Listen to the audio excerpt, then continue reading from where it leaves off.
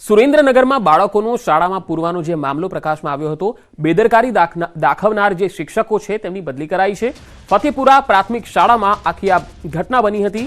2 શિક્ષકોની અન્ય તાલુકામાં બદલી થઈ છે। સાયલા અને ચોટીલા થાન પ્રાથમિક શાળામાં શિક્ષકોની બદલી કરવામાં આવી છે। આચાર્ય અને શિક્ષકોને કારણદર્શક નોટિસ પણ ફટકારવામાં આવી હતી। 17 ફેબ્રુઆરીએ શાળા પાસેથી ખુલાસો માંગવામાં આવેલો હતો। વધુ તપાસ દરમિયાન હજુ કોઈ દોષિત જણાશે તો કાર્યવાહી થશે।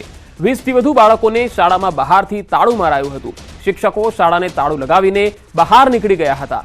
બાળકો રડતા હોવાની ગ્રામજનોને જાણ થતા તાળા તોડવામાં આવ્યા હતા। અમરેલીમાં આસરાણામાં શિક્ષક સામે દુષ્કર્મની ફરિયાદ થઈ છે। વિદ્યાર્થીની સાથે સંબંધો બાંધવાનો આરોપ છે। રાજુલાના ડુંગર પોલીસ સ્ટેશનમાં ફરિયાદ થઈ છે।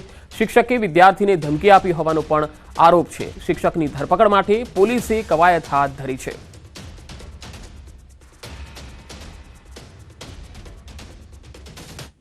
ગીગા બમ્મરની વિવાદિત ટિપ્પણીનો મામલો અમરેલીમાં ક્ષત્રિય સમાજ હવે મેદાને આવ્યો છે। ધારી અને બગસરાના ક્ષત્રિય સમાજે રજૂઆત કરી છે। પ્રાંત કચેરી ખાતે સમાજે આવેદનપત્ર પણ આપ્યું છે। ગીગા બમ્મર સામે કાર્યવાહીની માંગણી સમાજના આગેવાનો દ્વારા કરવામાં આવી છે।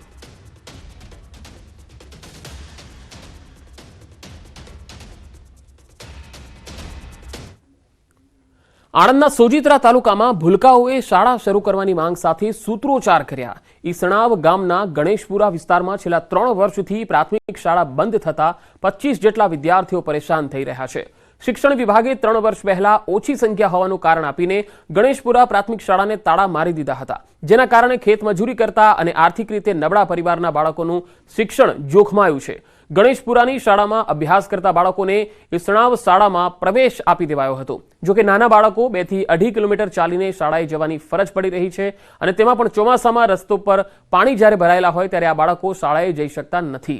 ત્યારે બાળકોએ ફરી ગણેશપુરા પ્રાથમિક શાળાને શરૂ કરવામાં આવે તેવી માગણી કરી અને સૂત્રોચ્ચાર સાથે વિરોધ નોંધાવ્યો।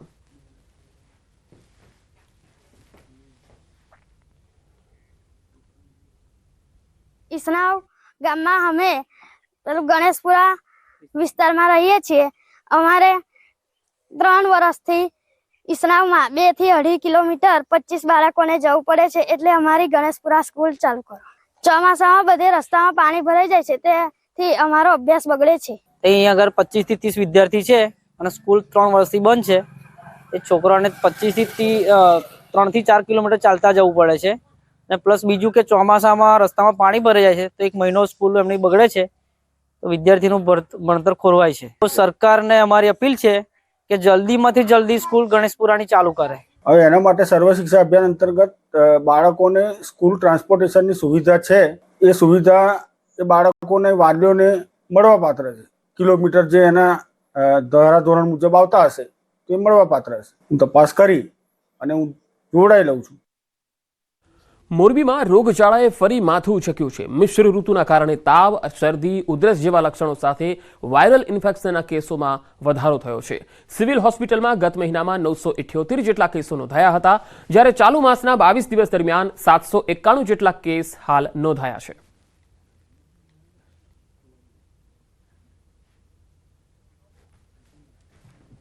તો જાન્યુઆરી મહિનામાં ટોટલ આ પ્રકારની એક ફ્લૂ ઓપીડી અલગથી આપણે ચાલે છે હોસ્પિટલ ખાતે, જ્યાં શરદી ઉધરસને એ પ્રકારના કેસ જોવા મળે, ફ્લૂના કેસ આપણે અલગથી જોઈએ છીએ। જાન્યુઆરી મહિનામાં ટોટલ 978 દર્દીઓ આપણે એ વિભાગમાં જોયેલા અને ચાલુ મહિનામાં અત્યાર સુધી જે મહિનો પૂરો થવામાં છે 791 દર્દીઓ જોયેલા છે ફ્લૂ ઓપીડીમાં। મોરબી સિવિલ હોસ્પિટલ માટે અહીંયા કણે બાળકો તેમજ એના પરિવાર ઘણા બધા અત્યારે અહીંયા કણે સમસ્યાના સામના કરવા પડતા હોય, કારણ કે અત્યારે વાયરલ ઇન્ફેક્શન થઈ રહ્યું છે। અમદાવાદમાં ઔડા દ્વારા શહેરમાં 250 કરોડના ખર્ચે નવા રસ્તાઓ બનશે। અમદાવાદ અને કલોલને જોડતા 6 લેન રોડ સહિત વીઆઈપી રોડ બનશે। ઔડાને વર્ષ 2022-23માં 957 કરોડની આવક થઈ, જે પૈકી પ્લોટ અને દુકાનના વેચાણથી 350 કરોડની આવક થઈ। પ્રદૂષણમાં ઘટાડો, વૃક્ષો અને પ્રાણીઓના જતન માટે 5 કરોડના ખર્ચે બાયોડાયવર્સિટી પાર્કનું નિર્માણ કરવામાં આવશે। તો સેલા, સિંગરવા જેવા ગામોમાં નર્મદાના નીર પહોંચાડવામાં આવશે। ઔડા શહેરમાં વિકાસ ઇન્ફ્રાસ્ટ્રક્ચર ડેવલપરની કન્સલ્ટન્ટ તરીકે નિમણૂક કરવામાં આવશે।